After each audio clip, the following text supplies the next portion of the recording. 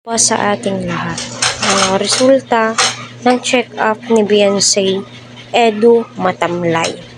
So, kumusta nga ba yung check-up ni Beyonce? Dahil nga po, pina-check up ni Eds dahil nga po sa sipon at ubo ni Beyonce. Para sa akin, inom ng napakaraming tubig. At uminom ng vitamins, malamang niresitahan po yan ng doktor. So alam naman po nating lahat yung mga ganyan, lalong-lalo na po napakainit ng panahon at napakauso po ngayon yung mga sipon. So alam niyo naman po hindi na po healthy ang panahon ngayon. Grabe na po madami ng mga sakit ang nagsilabasan, kaya maging aware po tayo at uminom ng napakaraming tubig, vitamins,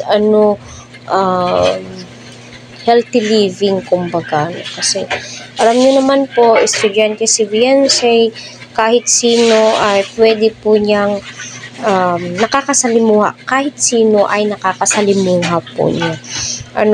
Hindi naman po pwedeng palagi na lang pong nagmamask kasi baka sabihin na may sakit, di ba? Pero yung mask kasi protection din yan kung may ubo, yung face to face kumbaga, para iwas hawa, Kasi minsan yung mga sipon at ubo ay nakukuha din po yan sa mga kaklase na pumapasok sa eskwelahan na masama yung pakiramdam, di ba? So, bakit nga ba matamlay si Edu? Kita naman po natin sa video na medyo matamlay nga po itong si Edu. Kahit sino naman po matamlay kung malaman mo may iniindang sakit itong si Beyonce. At good to know na pina-check up na, inaksyonan ng mga sponsors ni Beyonce. Siguro na-alarma din po sila kasi sa mga vlogs palaging inuubo si Beyonce. Palagi nga ba? Correct me if I'm wrong na lamang po.